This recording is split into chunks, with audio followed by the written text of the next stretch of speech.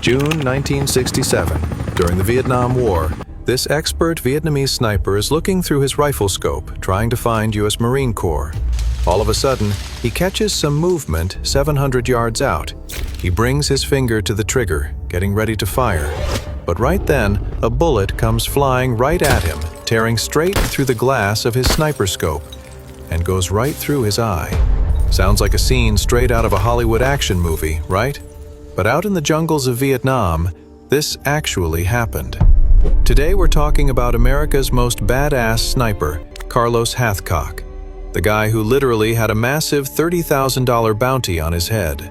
The dude who pulled off the most impossible shot in sniper history and set a world record that nobody could touch for the next 35 years.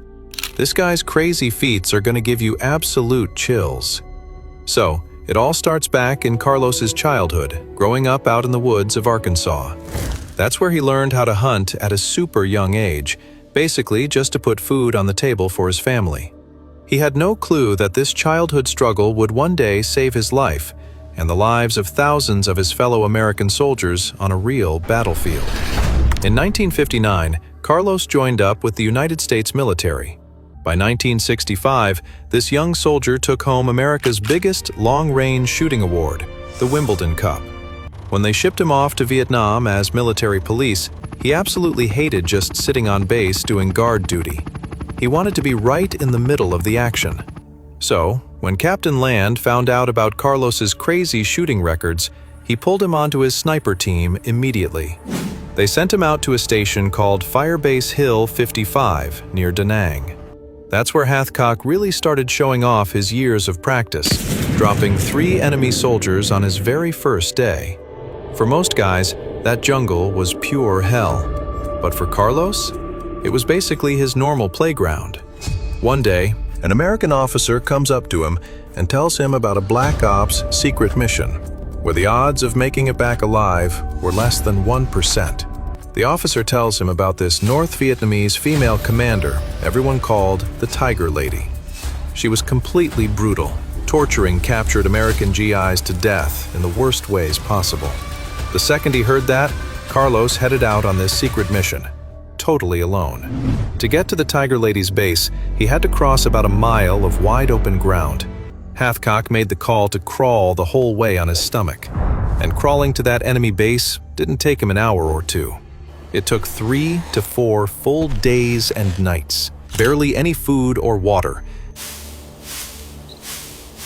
All of a sudden, an enemy patrol walked right up on him.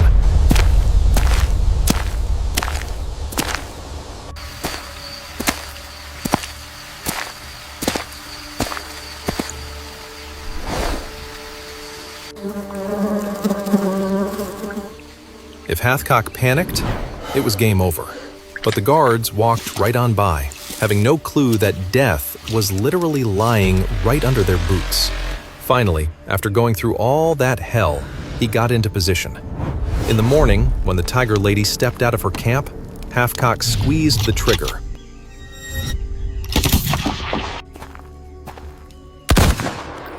And one single bullet put that brutal officer to sleep for good. But now came the biggest problem: making it out alive. After the shot rang out, the whole camp went completely crazy, but Hathcock didn't lose his cool. He crawled back inch by inch, exactly the same way he came in. One enemy soldier told his buddies he thought he saw a hat out in the jungle with a white feather on it. That just made the enemy even more terrified of the white feather name. Looking for payback for their officer, they sent a hit squad of expert enemy snipers into the jungle. Their only target was the sniper with the white feather hat. One of those guys was an elite sniper named Cobra, who had already dropped a ton of American troops.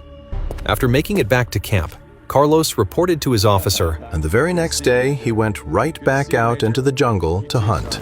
Now he had a spotter with him, a guy named John Burke, who was also a really good buddy of his. They took their position in the thick jungle heat that afternoon. They had zero clue that 700 yards away, Cobra was already in position, waiting to strike. Now, Carlos's partner shifts just a little bit to get comfortable, which was a massive mistake. The bushes moving gave Cobra a perfect idea of where they were. He dials in his scope, but right then, in a fraction of a second, Carlos catches the glare reflecting off Cobra's scope and fires without hesitating. The sudden loud bang scares his spotter, Burke. Burke looks through his scope and saw a sight he never forgot.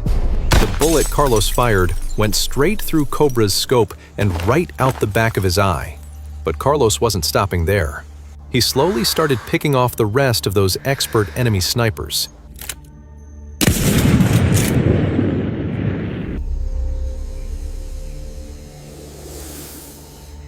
When the American guys found out there was a massive $30,000 bounty on the white feather sniper, all of Carlos's buddies started sticking white feathers in their own hats and helmets. It completely messed with the enemy soldiers' heads. Carlos also set a world record in the Vietnam War that nobody could touch for the next 35 years. This was when Hathcock was rocking an M2 Browning .50 caliber heavy machine gun, rigged up with an 8x Unertl sniper scope. Snipers are known for long-range shots, but what Carlos did that day, nobody back then could even wrap their heads around. When Carlos suddenly spotted a tiny bit of movement way out in the distance, he lined up his aim, checked the wind, and pulled the trigger. That shot became the perfect 2,500-yard kill shot, dropping the enemy sniper. After that went down, the enemy soldiers were even more terrified of him. The year is 1969. Command actually sent Carlos back to the States because they thought he was totally burned out.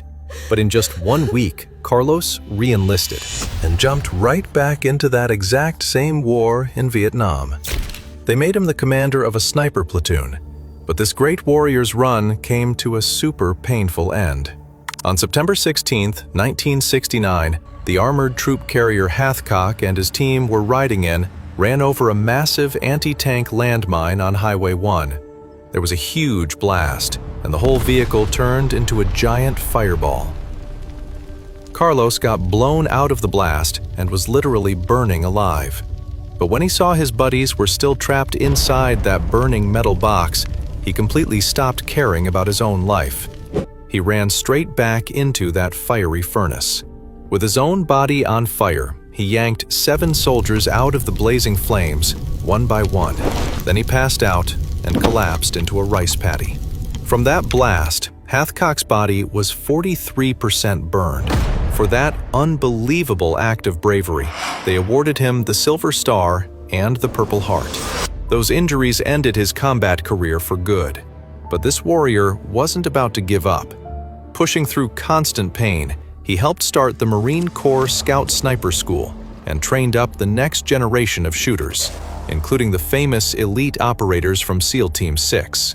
Carlos Hathcock also wrote a book called White Feather, which is still a massive favorite for young snipers today. Unfortunately, later down the road, he got hit with a brutal disease called multiple sclerosis. Just 55 days shy of hitting his 20-year retirement mark, this absolute legend was forced to step down.